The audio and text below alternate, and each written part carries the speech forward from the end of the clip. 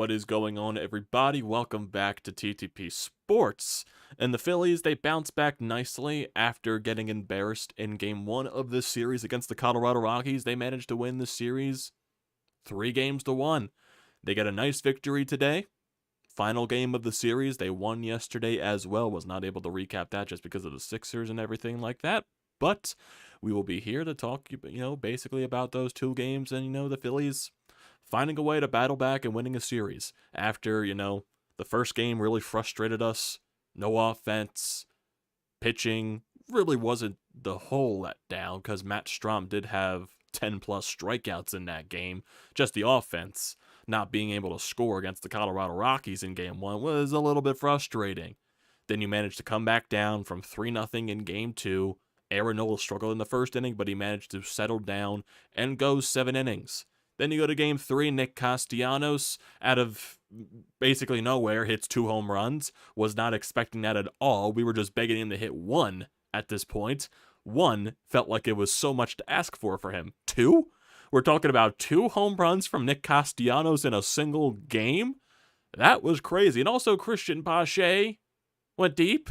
What? To dead center field, the deepest part of the ballpark. He went deep. 2-run shot. Out of all the people to score, it was Christian Pache yesterday as well.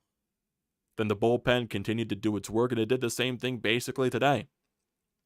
Zack Wheeler, he had 11 strikeouts in this game. Bad side of it, blew up a lot in the 4th inning. I was going to say blew up a little bit, but he really blew up. Some soft contact, guys not swinging and missing as much, 3-run score. Hit a batter.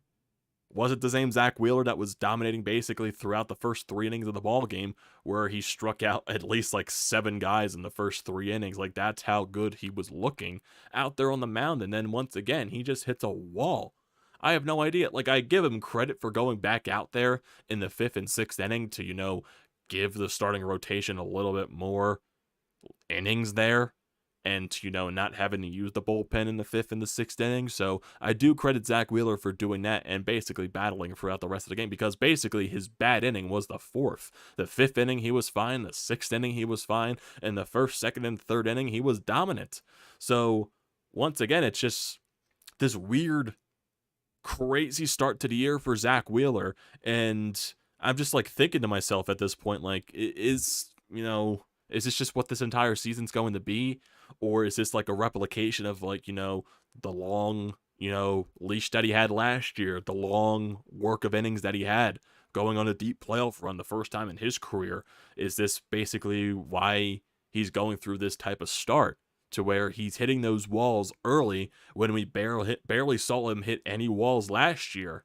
So that's something, I guess, to look at, but also it's your 5th start, so you probably shouldn't be having these walls so much. But like I said, I do give him credit for going back out there and battling in the 5th and the 6th. But it's just something that's still very concerning, because we saw, in his last outing against the White Sox, we thought 5-0 was fine for Zack Wheeler. He was looking dominant for the first 2 innings, and in the 3rd inning, he blew up. He managed to pitch the rest of the, I believe into the 6th, that same game too. But it's just another thing right there with him and Nola. Nola had a sluggish 1st inning on Friday. He managed to go 7. He really settled down after that 1st inning. But it's just that one goddamn inning. For some reason, they just hit a goddamn wall. So hopefully they continue to figure it out and really just focus on the positives from this start. Because even though you did face the Colorado Rockies, they're not a good team. But still, you struck out 11 batters. You were getting a lot of swings and misses, something that you really didn't see much early in the season in your first couple of starts. Build off that. And we just got to figure out a way to stop the goddamn hitting the wall in either the 3rd or the 4th inning, because that feels like it's the constant right now with Zack Wheeler. Those are either the 2 innings he'll hit a wall in. So that's got to be better. But looking through the offense throughout this game, 4 home runs hit. Trey Turner in the 1st inning. Cody Clemens out of all guys. Cody Clemens back in the lineup. Hits a goddamn moonshot to right field. Was not expecting that. Then you also get Bryce and Stott chipping into that, and also Brandon Marsh with another home run, and off of a lefty again. Granted, it was probably helped from the wind, but, once again, Brandon Marsh continues to rake and continuing to basically prove to people that he should be in the lineup every day when there is a lefty on the mound. He had 2 walks in this game as well. Brandon Marsh has just been fantastic. He's had a few walks in this series, and that's basically just replicating how much better he has gotten in the batter's box and how much better his discipline has gotten, and basically showcasing how confident he is at the plate right now. He's looked really good. Flat out dominant at this point. Still tops in the league in OPS, still tops in the league in slugging. You know, the high fastball was a real issue for Brandon Marsh last season. Always swinging and missing at it, couldn't hold his, bat on his shoulders, always had to swing through it. This year, he's biting off a little bit more. He's holding back. He's not forcing himself to, swing at those pitches. And same things when you get, a good changeup down and inside. He's not going after it either, especially when he's in a 2-strike count. He's biting it off, not doing anything with it, just letting the pitcher do his thing out there, and he's taking advantage of it. So Brandon Marsh has just been, it's so fun to watch him right now. Him, Stott, and Alec Bohm. Alec Bohm had a huge double later in this ballgame to put you up by 2 runs.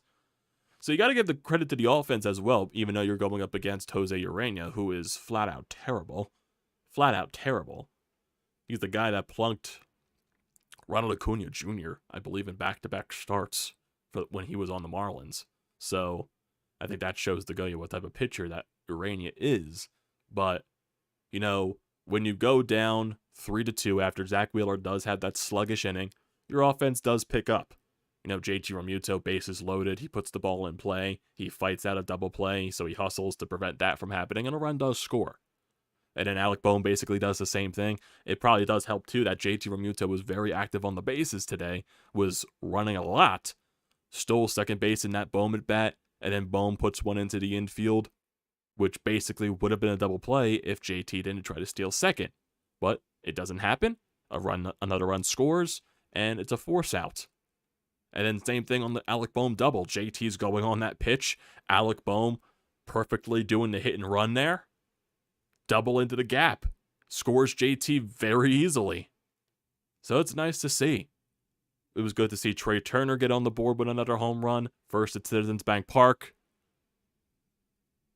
Good to see this bullpen, too. This bullpen, over the last, few weeks, I feel like they're showcasing, especially the back end of the bullpen. With Soto, who has been very electric lately. He did have a little bit of a rough spot in this game with the throwing error over at first base, but overall he still managed to get out of that inning without allowing a run. So he's been much better. Jose Alvarado continues to be flat out dominant out there on the bump. Seriously, this stuff is nasty. How do you hit this stuff? 101, right on the inside corner of the plate, being called for strike 3s. Seriously, how do you hit that? You don't. You just stand there and hope the umpire gives you the favor of calling it a ball. That's basically it. Or you just try to fight it off for a foul ball, because you're not hitting that. You're not. And going back to Soto, he did get away with a ball not leaving the yard because of the wind. Kept that in. It was going right to the warning track. I thought that was gone. But no, it lands right at Kyle Schwarber at the wall. So Soto did get away with a couple of things there, but still, overall, Soto's been perfectly fine and really good for the past couple of stretches now. He's been really good. Then when it's 9-3 in that, top of the ninth, you bring in Ortiz. He gets into a little bit of bases loaded jam, but I do find it good that he got himself into that jam and then he managed to work his way out of it, not even allowing a run. So that shows you how much better Ortiz is than some of the other guys that called up, with the McKinley Moore. They did call back up Junior Marte for the bullpen. I'm assuming that's just because of Andrew Bellotti being on the IL, which I don't like. I really hope he's not going to be used in the next few games. I like Ortiz way better, but it is what it is. Get the win. That's all that matters. So let's see. Look at the lineup for today's game. Bryce and Stott went 1 for 4 with that 2-run shot in the 7th inning. Trey Turner went 1 for 4 with the home run in the first. Kyle Schwarber went 1 for 2 with 2 walks. Nick Castellanos 1 for 4. Brandon Marsh 1 for 2, 2 walks in the 2-run shot that he had. JT Realmuto over 3. He got on, a couple of times with, force outs. He did have a walk in this ballgame as well. Alec Boehm 1 for 4 with 2 RBI. Cody Clemens 1 for 3 with the solo shot. And Edmundo Sosa went 1 for 3 in this ballgame as well. He did get picked off at first base, though, so that's not good to see. That is not good to see at all. But runners in scoring position, still an issue. 1 for 7 there. Left one guy on base. So you had your chances with runners in scoring position, but the home run ball really did help you in this game, especially 4 home runs. Yeah, if you hit 4 home runs, I do expect you to win that ball game. So there you go. Pitching wise, looking at Zack Wheeler, 6 innings, 3 hits, 3 earned runs, 3 walks, which is still an issue. That went back to that inning where he just really struggled to find command in his zone. And he had 11 strikeouts on 111 pitches. So he went back out there and battled. So I give him credit for that. I do. Going back out there in the 5th and the 6th to make sure this bullpen does not have to pitch that much. So, like I said, I give him credit for that. Soto comes back in the 7th inning, allows 1 hit. He did have the throwing error at first base, but he got 1 strikeout, got the inning done and over with, 19 pitches there. Jose Alvarado continues to dominate. He did allow a hit, but basically no harm done there. 2 strikeouts on 14 pitches. His ERA is at .87. That's how dominant he's been. And then Ortiz comes in. He allows a couple of hits. Weak contact. Bases loaded. 1 strikeout. 19 pitches. Ortiz has been really good, honestly, since being called up. And I do like him as a early inning type of guy. You put him in there in the 9th because you were winning by 6 runs, so you can get away with that. But still, he got into that bases loaded situation. He got himself out of it. That's the most important thing there. That definitely is. So yeah, got yourself a good series win after being embarrassed in game 1. And I could take some positives away from that. I know I said coming into this series, sweep this team. But at the end of the day, yes, 4-game series are hard to sweep, regardless of the team that you're playing against. The fact that you bounced back after game 1, you found a way to win 3 in a row in this, going into the off day tomorrow, and you got a tough schedule coming up. You do. Seattle, Houston, Los Angeles. Tough couple of teams here. So you get the series win here, 3 out of 4 games. You get yourself back to within, I believe, 2 games under 500, 1 game under 500, I believe. Yeah, you're 1 game under 500. You are 11-12 on the year. And they have been playing better baseball. I am going to say they have been playing better baseball. I just need to see it more consistently. That's all. More consistently. Your bullpen, the back end especially, has been a lot better. The power does seems like it's coming more and more, especially within the past couple of games. I believe that's 7 home runs in the past 2 games, so that's good to see. And I believe 8 overall in the past 3 because Kyle Schwarber did hit a home run on Friday. So the power is starting to come more common when it was a little bit of a quiet to start the season. So yeah, it's nice to see. It's really nice to see there.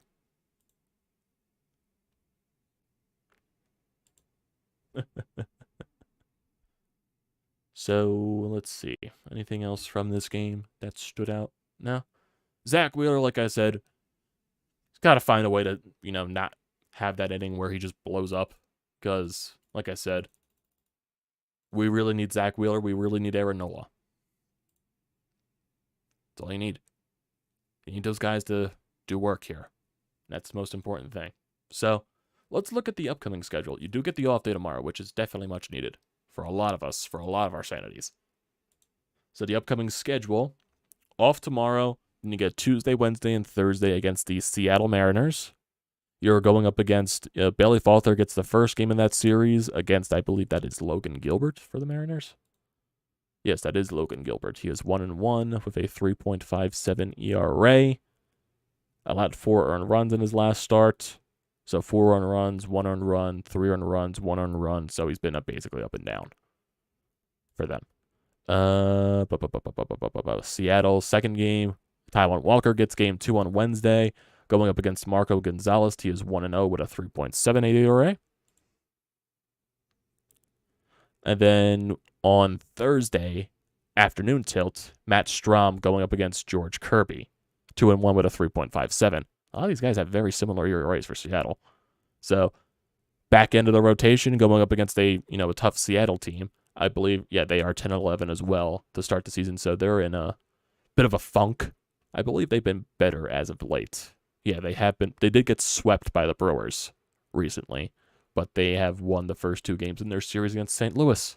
So let's see what we can do against them. And then this upcoming weekend, you're going back on the road. 3 games in Houston, and then you got Monday through Wednesday, the first week of May in Los Angeles against the Dodgers. Aaron Nola, Zach Wheeler, and Bailey Falter are going to be pitching against Houston, against Framber Valdez, Christian Javier, Jose Urquidy. And then you're going to get against the Dodgers, Taijuan Walker, Matt Strom, and Aaron Nola. So, it's a tough schedule upcoming. Tough teams. Seattle, Houston, LA. Even though Boston's not that good, they're 11-11, but they're in a tough AL East. Boston's always going to be a tough contest. Same thing with the Blue Jays. You play the Rockies again when you go on the road in the middle of May, San Francisco, and then eventually the rest of the schedule. So, yeah. Got the series win. At the end of the day, that's all that matters. It's all that matters there. So, let me look at the comment section right here before we end it off. Do a little bit of a quick one today. It's Sunday. Everyone wants to relax here. Get to relax. Watch some playoff hockey. Like to see that. Let's look at when the season first started. They were not doing good. Everybody got mad. Now they're winning games. They're 1 out of 500. Yeah. Do you think Harper's going to be back before the All-Star? Oh, he's going to be back in May. At this rate, Matt Gelb said that he wouldn't be surprised if Harper's back by May 5th. Harper's ready to go. All he needs to do is get cleared. That's basically it. All he needs to do is get cleared the slide. And once that happens, he's going to be back in the lineup before you know it. Before you know it. We need to start talking about Sixers. I've done some Sixers recap, Brian. You got to pay attention to the channel. Got to pay attention to the channel, Brian. I've been doing Sixers recaps. The entire series against Brooklyn. I've been talking about that. Getting a little lazy there. Checking out the channel there, Brian. I'm disappointed in you. So, I think that is going to do it for today, everybody. Like I said, a little bit of a quick hitter here, not as long as we normally go, but let's enjoy the rest of our Sunday and also enjoy the day off tomorrow and not have to go crazy about this Phillies team. It'll be good for everybody. So, yeah, we're going to leave it off here. So thank you for joining as always. Do not forget to leave a comment in the comment section down below. I like to see those. Don't forget to drop a like. Don't forget to check out everything in the description down below. Also, don't forget to hit that subscribe button. I will greatly appreciate that. Goes a very long way. And also use the code TTPSPORTS, $20 off your first purchase at SeatGeek. Use it for anything you could think of. Great deal. Don't pass it up. Thank you everyone for joining today, and I'll see you next time.